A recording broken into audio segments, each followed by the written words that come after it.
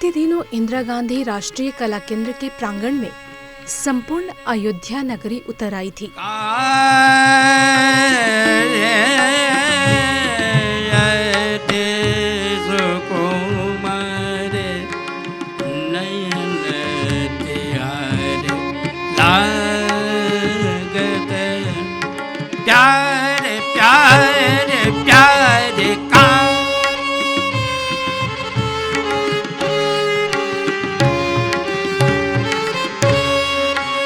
एक तरफ सीता रसोई तो दूसरी ओर भजन कीर्तन।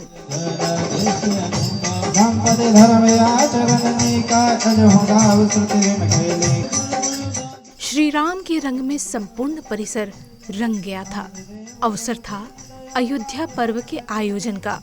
3 दिवसीय इस सांस्कृतिक समारोह का ये 7वां संस्करण था, जिसे श्री अयोध्या न्यास और IGNCA ने संयुक्त रूप से आयोजित किया था।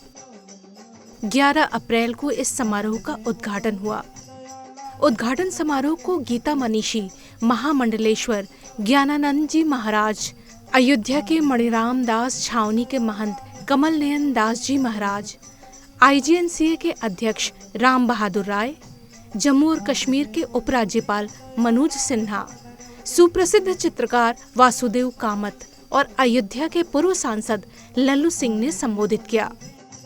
अयोध्या पर्व अपनी यात्रा के 7वें सोपान पर है। हमारी कोशिश है यह अयोध्या के अस्तित्व का महोत्सव बने, और ये भावना है जो शब्दातीत है। शब्दों में इसे बांधना मुश्किल होगा, लेकिन भावों में हम इसको अनुभव कर सकते हैं और अपने जीवन में उतार भी सकते हैं। मेरा निजी अनुभव है कि यह सिर्फ एक प्राचीन शहर और तीर्थस्थल का रिवाइवल या पुनर्जीवन नहीं है, बल्कि सदियों के पश्चात भारत ने आध्यात्मिक जागृति का अनुभव किया है। और मेरा मानना है कि अयोध्या का महत्व भूगोल से परे है। भारत के लोकमानस के लिए अयोध्या सिर्फ एक शहर नहीं है, बल्कि आध्यात्मिक प्रतिध्वनि का प्रतिबिंब है। भारत केवल एक भौगोलिक आकार नहीं है, भारत एक विचार है, भारत एक चिंतन है, भारत एक दर्शन है। और उस दर्शन में, उस चिंतन में मूल्य हैं, उस दर्शन में आदर्श हैं, उस दर्शन में परंपराएं हैं, उस दर्शन में मर्यादाएं हैं, अस्मिताएं हैं। और वह सब जिस माध्यम से हमारे सामने प्रत्यक्ष प्रकट हो सकती हैं, वो हमारी परंपरा है। बादल छटे हैं तभी तो ये आलोक सामने आया कि प्रभु राम फिर से 500 वर्षों के संघर्षों के बाद जिस रूप में विराजित हुए, और घर घर में वह दिव्यता विराजित हो रही है। निश्चित बादल छटे हैं। यो ब्रह्मांडं विदधात पूर्वं यो ये वेदांश प्रणोति तस्मै तम्हा देवात्मबुद्धिं प्रकाशं मोक्षुरवै स्वर्णमहं प्रपद्ये। गुरुवर्थे त्यक्तराजो व्यचरदनवनं पद्मपद्भ्यां प्रियाय पाणिस्पर्शात् क्षमाभ्यां मृतपथरुजो यो हरिन्द्रानुजाभ्यां वैरूप्यात् शूर्पणख्या प्रियविरारुषा आरोपितभ्रुव्रजम्भ त्रस्ताभ्ये बद्धसेतुः खरदवदहरा कौशलेन्द्रो अवतारना। समाज हमारा संगठित होगा, परिवार संगठित होगा, समाज संगठित होगा और देश हमारा अखंड होगा, राम राज्य की स्थापना होगी। तो बस इतना ही कहना है कि हम महापुरुषों के आदर्श को अपना करके भेदभाव को भूलकर समता और समरसता की स्थापना करें, तभी राम राज्य की स्थापना हो पाएगी, अन्यथा नहीं। श्रद्धेय राम बहादुर राय जी के मार्गदर्शन में भविष्य में भी इस पर्व को और ऊंचाइयों तक ले जाने का हम सब प्रयास करेंगे। आज के इस अवसर पर सभी अतिथिगणों को धन्यवाद देते हुए यहाँ पर उपस्थित सभी स्वजनों को भी धन्यवाद देती है।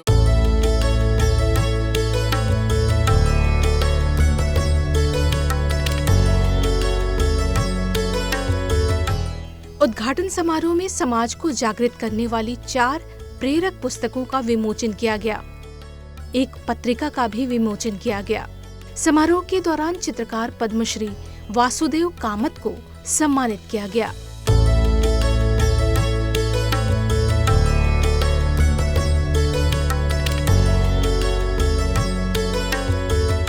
आयोजन में 3 प्रदर्शनियां लगाई गई थीं, जिनमें मर्यादा पुरुषोत्तम श्रृंखला वासुदेव कामत के द्वारा बनाए गए चित्रों की प्रदर्शनी थी।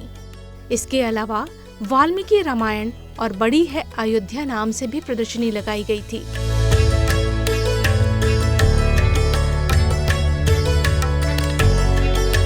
केंद्रीय संस्कृति और पर्यटन मंत्री गजेंद्र सिंह शेखावत ने प्रदर्शनियों का दौरा किया और उनका अवलोकन किया।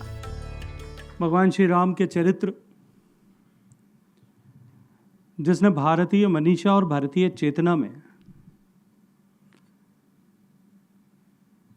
विभिन्न क्षेत्रों में काम करने वाले लोगों को प्रेरित तो किया ही, लेकिन आज जो संस्कृति भारत की सनातन बनी हुई और पिछले हजारों साल से जो निरंतर नित्य प्रवाहमान रही है, उसके पीछे ऊर्जा और चेतना और उसके पीछे छुपी हुई प्रेरणा भगवान श्री राम का चरित्र, उनका जीवन, जो हम भारतीयों के जीवन के प्रत्येक पक्ष को, राजा से लेकर के रंक तक, पिता से लेकर पुत्र तक, पति से लेकर के पत्नी तक, एक आदर्श जिस तरह का राम का चरित्र हम सब लोगों के सामने छोड़ता है, उसने भारत की संस्कृति को निरंतर प्रवाहमान बनाए रखने की दिशा दी है। गोस्वामी तुलसीदास जी ने सामान्य मानवी की चेतना से जोड़ते हुए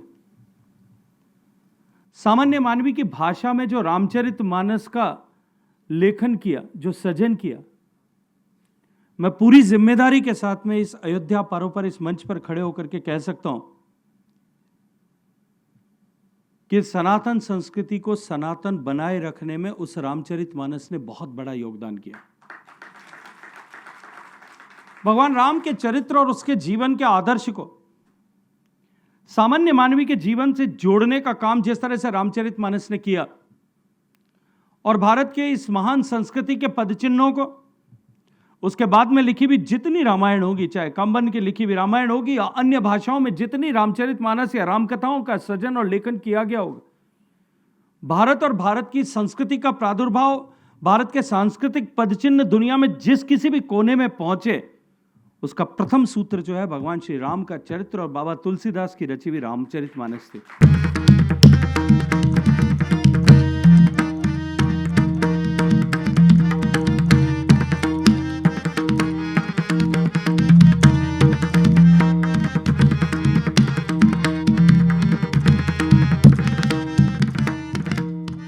कार्यक्रम की शाम सांस्कृतिक कार्यक्रमों से सजी हुई थी, जिसकी शुरुआत राजकुमार झा और उनके साथी कलाकार विनोद व्यास और पंकज द्वारा मनमोहक मृदंग वादन से हुई।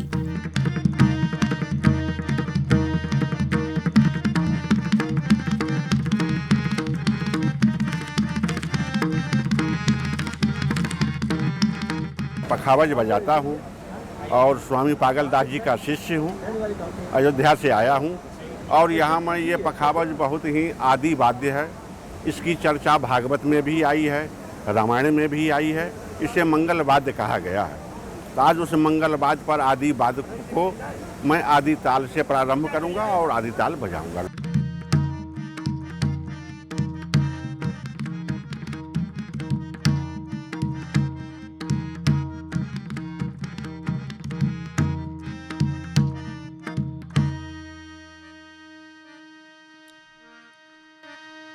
अंत में एक सार्थक परण है, ये हमारे गुरु जी की रचना है।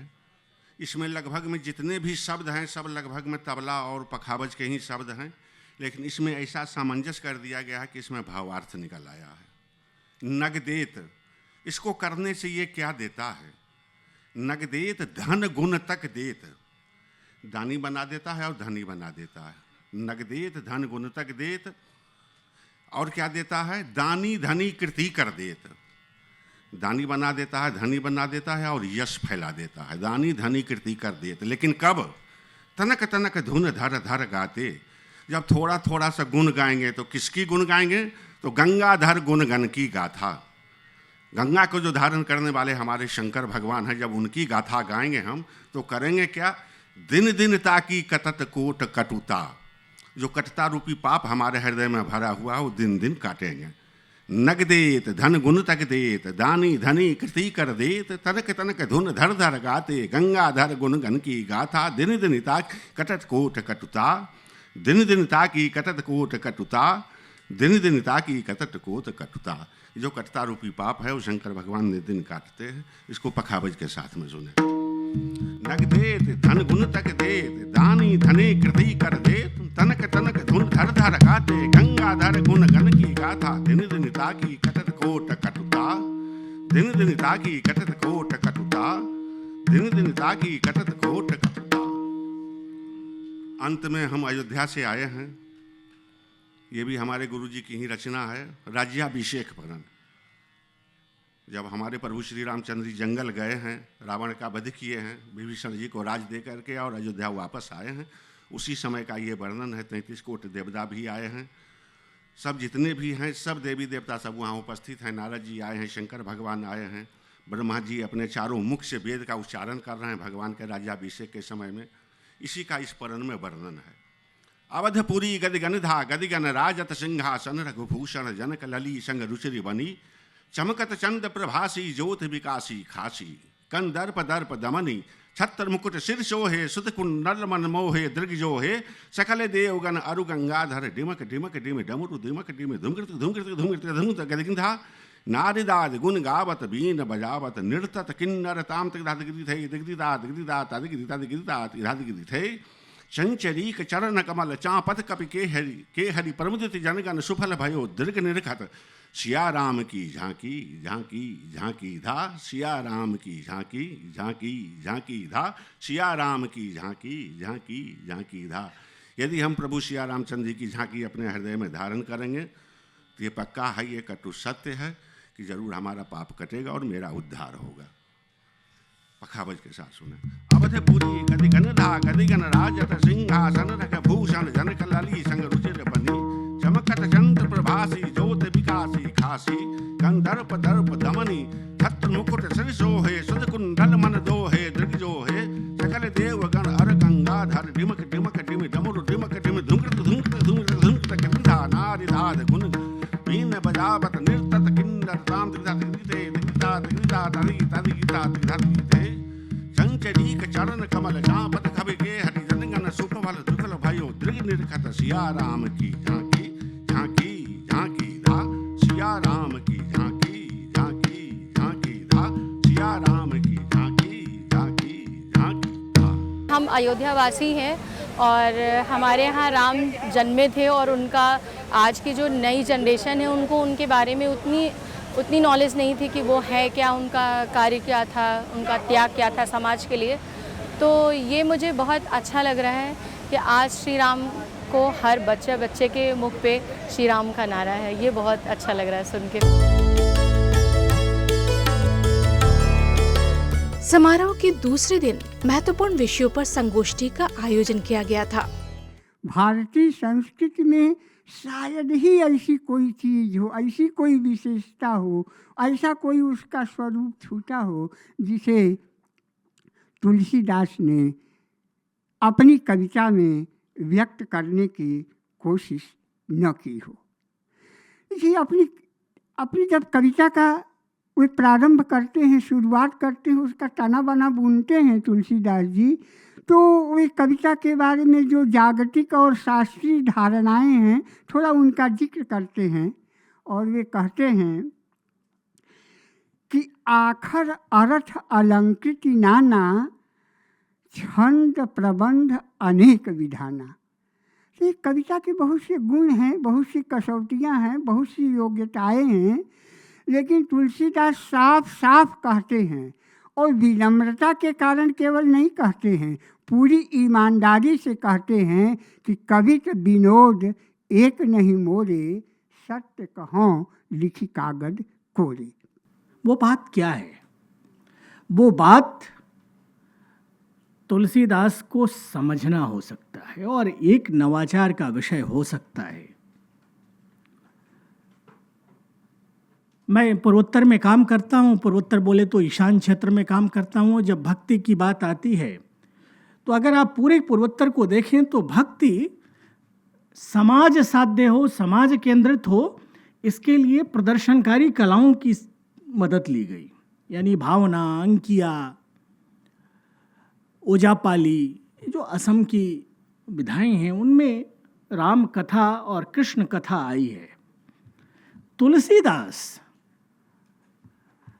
राम कथा को प्रदर्शनकारी कला से समन्वित करते हैं। यानी रामलीला की शुरुआत करते हैं। राम, जो लोग काशी के हैं वो जानते होंगे कि रामलीला, काशी के रामनगर की रामलीला, वो रामलीला क्या थी?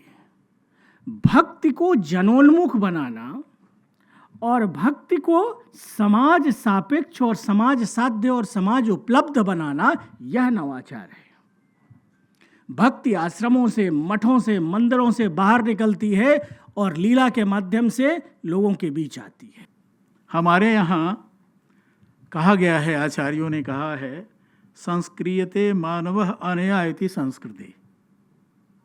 अर्थात जो मनुष्य को संस्कारित करे उसे संस्कृति कहते हैं।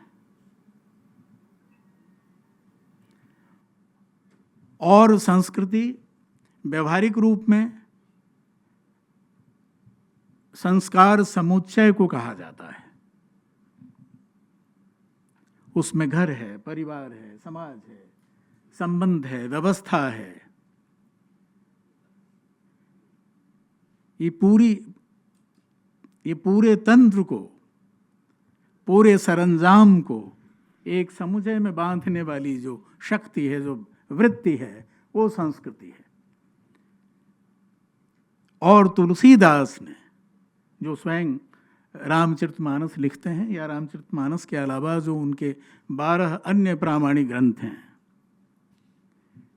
सब में विस्तार से व्याख्या और प्रबंधन किया है।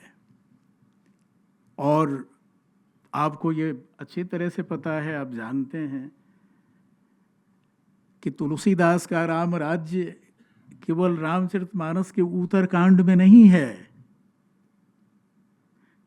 तुलसीदास का राम राज्य, जो जाहिर है केवल तुलसीदास के यहाँ आकर ही फलित नहीं हुआ, वो हमारे पुराणों में है, महाभारत में है, नाना रामायणों में है, चाहे वो दीपक हो, आनंद रामायण हो, आध्यात्म रामायण हो। वो उस परंपरा से राम राज्य को तुलसीदास ने लिया और रामचरितमानस की पूरी व्यवस्था में राम राज्य को निबद्ध किया। आदि से अंत तक रामचरितमानस राम राज्य में ही निबद्ध है। आचार विचारों को जीने का विज्ञान है और जीवन चूंकि संसार की भौतिक यात्रा में प्रतिक्षण परिवर्तनशील है, बदलता जाता है, छूटता जाता है, टूटता है, नया होता जाता है, तो इस बात की चिंता उपस्थित होती है कि टूटते छूटते हुए विचारों में, आचार में, जीवन में सनातन विचारों का निर्वाह कैसे हो सकेगा। श्रीमद् भागवत महापुराण में इससे संदर्भित एक बात आती है, जहाँ ये पूछा गया है कि महाराज ये बताइए कि वेद ईश्वरत्व का प्रतिपादन करते हैं, ये प्रसिद्ध है। वेद ब्रह्मवादी हैं, ये प्रसिद्ध है। यह भी प्रसिद्ध है कि ईश्वर अनिर्वचनीय है, त्रिगुणातीत है, और वेद तो सारे ही शब्दात्मक हैं और शब्द आकाश का गुण है। ब्रह्मन् ब्रह्मणि अनिर्देश्ये निर्गुणे गुणवृत्तयः कथम चरन्ति श्रुतयः। जो गुणों के द्वारा अनिर्देश्य अपरिभाषेय ईश्वर है, उसको शब्दात्मक वेद कैसे परिभाषित कर सकते हैं? ये एक असंगति है। जब ईश्वर त्रिगुणातीत है, गुणों के परे है और शब्द गुणात्मक ही हैं, तो फिर वे ईश्वर का निर्वचन करेंगे कैसे? शुकदेव परमहंस ने इसका उत्तर दिया है, आप वहाँ समझ लेंगे, मैं उसका विस्तार नहीं करूँगा। मैं ये बता रहा हूँ कि इस तरह के संकट होते हैं। विचार सनातनता में प्रवाहित होता है, आचार सनातन नहीं हो सकते, देश काल सापेक्ष होते हैं। तो या तो वे अपने विचारों को खो देंगे और या वे देश काल में अद्यतन होते हुए उस विचार की रक्षा करने पर काम करेंगे जो लेकर के वे निर्मित हुए हैं। तो जिसे हम नवाचार कहते हैं, ये तभी घटित होता है जब आचार के भीतर निहित विचार से हमारा स्पष्ट परिचय हो।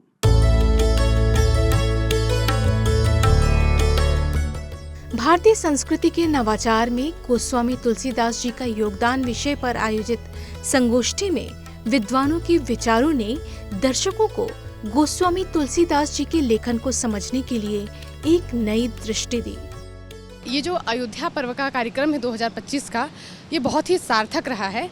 मैं इसमें लगभग 2 दिनों से जुड़ी हुई हूँ और इसका अनुभव मुझे हो रहा है कि हाँ, रामायण और तुलसीदास जी किस तरीके से हमारे जीवन में संदर्भित हो सकते हैं, सारगर्भित हो सकते हैं।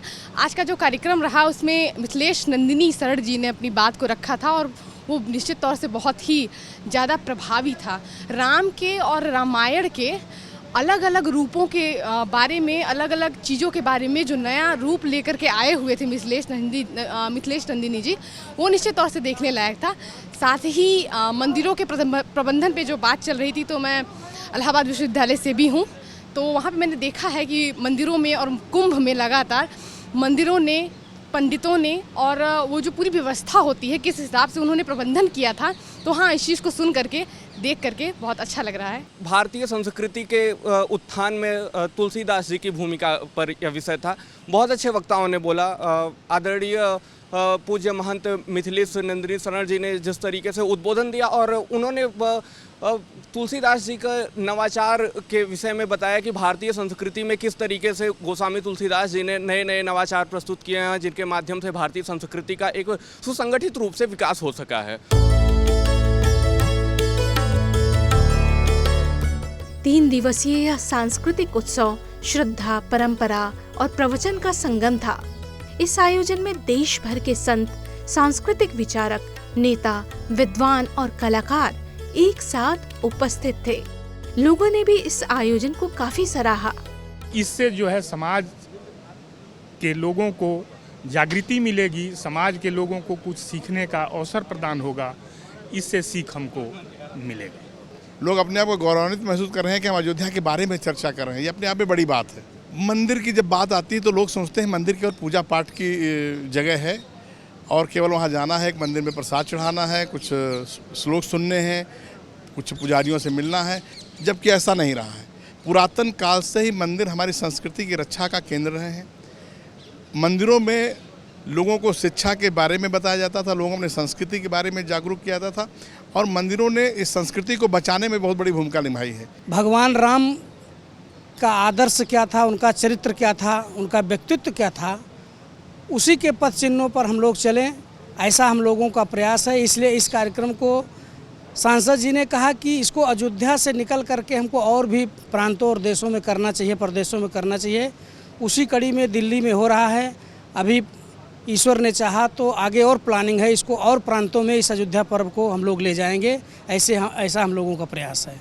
मानस भवन में आर्यजन जिनकी उतारें आरती, भगवान भारत वर्ष में गुंजे हमारी भारती।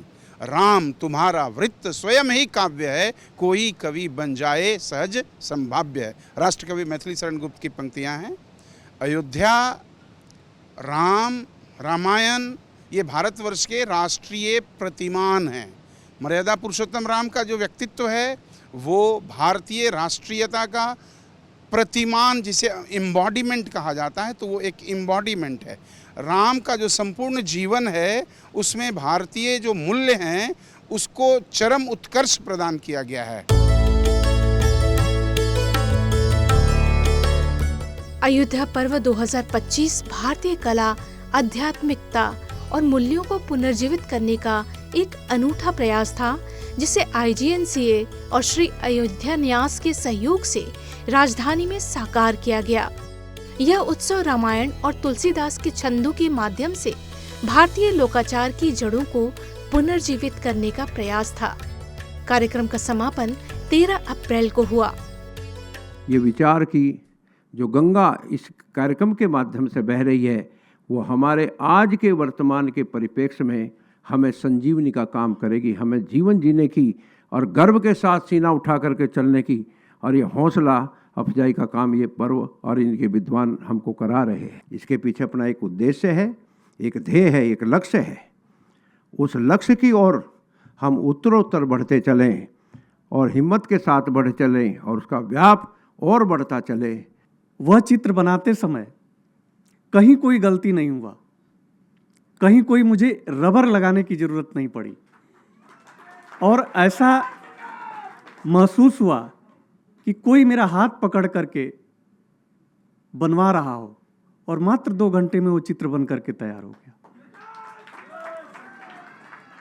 और इतना ही नहीं, उस चित्र बनने के बाद मुझे अंदर से ये पूर्ण विश्वास भी हो गया कि यह चित्र सबको पसंद आने वाला है, क्योंकि मुझे ही बहुत प्यारा सा लगा। मुझे लगा कि सच में प्रभु श्री राम इस पेपर पे उभर के आ गए।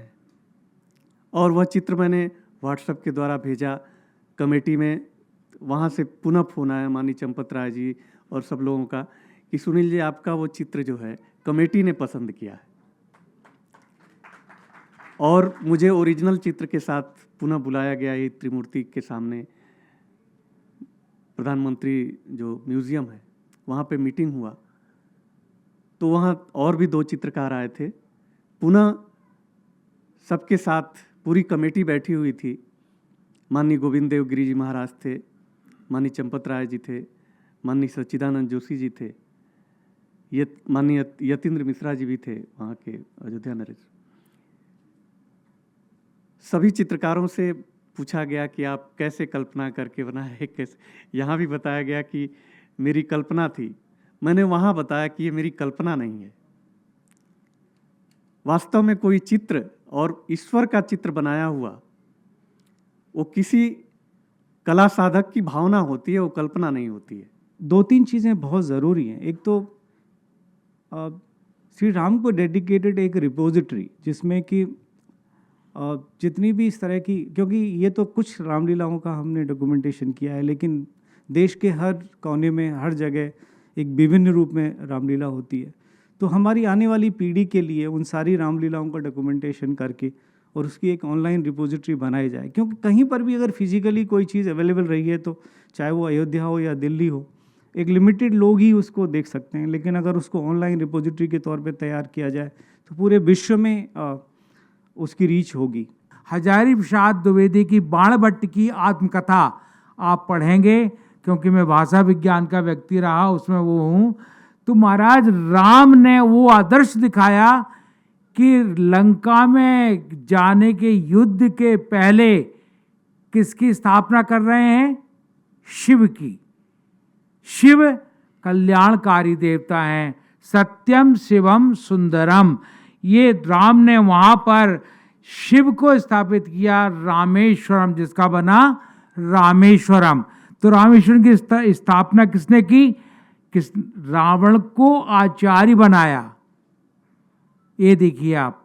और आप बना करके शिव की स्थापना की और शिवत्व को दिखाया आगे कि नहीं, शिव जब आगे रहेंगे तुम्हारे अंदर, घर में, परिवार में, किसी जगह भी वैमनस्य नहीं आएगा।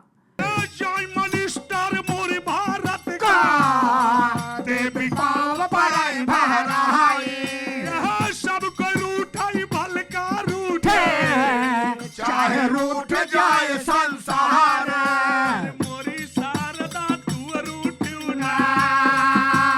फौजदार सिंह और उनके साथियों द्वारा आल्हा गायन ने संपूर्ण वातावरण में वीर रस घोल दिया था। भुजा हो तैयार,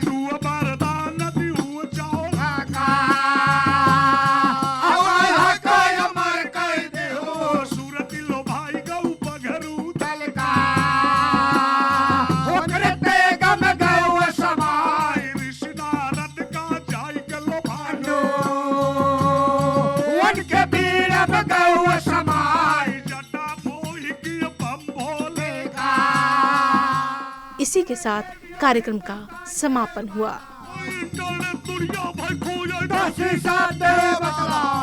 सुनाई दे रामायण का, महाभारत का, दे सुना इतिहास